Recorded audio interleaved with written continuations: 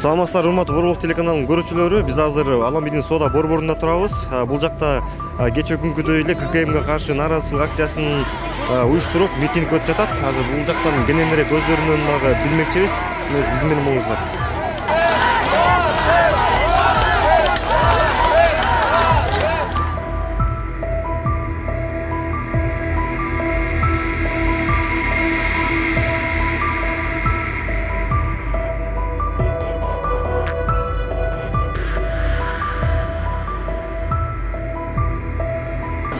Мен Масаев ККМ'ге каршымын.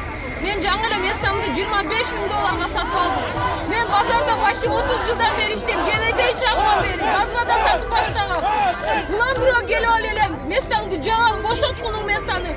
ККМ коомунда бизди кыйнашат. Неге кыйнайт? Мен аны төлөй албайм. У меня нету столько денег. Мисалы үчүн мен 2 жыл болмайпмын. Ушу базарда иштейм, 10 жылдай болду. Өзүм ушу пенсиям алган пенсиям өзүмө жетпейт. Анан кийин болгону картошка пияз сатам. Анан ККМ өтөсүндө күндө бизди зордойт. А биз макул ККМге өтөйлү. Алган картошкабыздын жартымысы чирип калат. Бизде эчтемкеде сертификат жок. Биз кайра алмайбыз картошканы чирикдегидей. А эмне деген жакшылык болду? Уят эмес, уят, Ошода баарын эле сатуучуларда. Мисалы мен болбогон эле ичип сатып иштейм. Анан күндө эле администрация келет. Барып паспортуңа налоги отурат. Барып өтөсүн. Болбосо биринен кийин чыкпайсың. Бардыгыбызда ушундойбой. Неге биз биринен кийин чыкпайбыз? Биз деген мен мисалы инанып кызым бар. Күнүгө памперс сатып алам. Бир неделеде 1500 сомго памперс сатып алам. Жөнөк пул алам. Бирок мен ошол жөнөк пулду 1250 сомун кайра налогко алып төлөп берем. Квитанцияларым баары бар. Мен ошол акчаны кайра төлөп берем. Налогко. Ошол налогто эле жетет. Неге бизди чоңдор неге мынча кыйнайт? Мен мисалы эчтеке көмүр албайм, ошо инанып кызма. Квартирада отурам. Эчтеке албайм. Чоңдор. Неге койбойт? Биз чоңдорго нааразыбыз. Депутаттар каякты карап отурушат, элдин көйгөйүн укпайбыз. Мына ошого ыйлагың келет да, ыйлагыз айласы жуатышат го биздичи. Мисалы мен соода кылганыма 2 жыл болду. 2 жыл болду, мына мен эми аралашып мен деле ушуларга аралашайын дейм.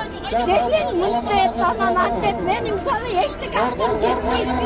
Мен квартирага төлөйм. Ошо памперс сатып алам кызыма.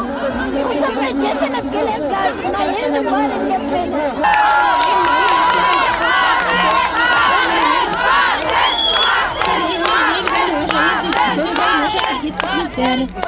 Биз жерде эч кандай уруш-мушташтын кереги жок. Биз урушка чыккан жокпуз, мушташка чыккан жокпуз.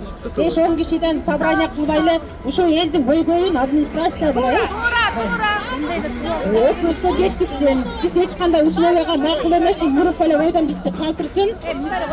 ККМдин бизге эч кандай кереги жок. Патентти төлөп келгенбиз, дагы деле төлөп беребиз. Башка арендасын төлөп келгенбиз, төлөп беребиз. Налогун төлөп келгенбиз, налогун төлөп беребиз. Правы? Мен жеке ишкермин. Мен өзүмдүн акчама товар алып базарга сатам. Мени айтып атат, сен фирма болосуң дейт.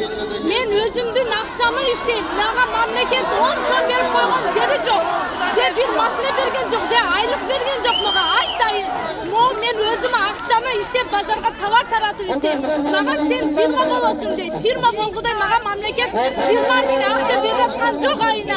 Же бир машина берип коюп аткан жок, же 5% кредит берип коюп аткан жок. Биз 5 баланы багатабыз ушул базардан. Качкы түрдүк оор көтөрүп багатабыз. Эмнеге мамлекет бизди ойлойт?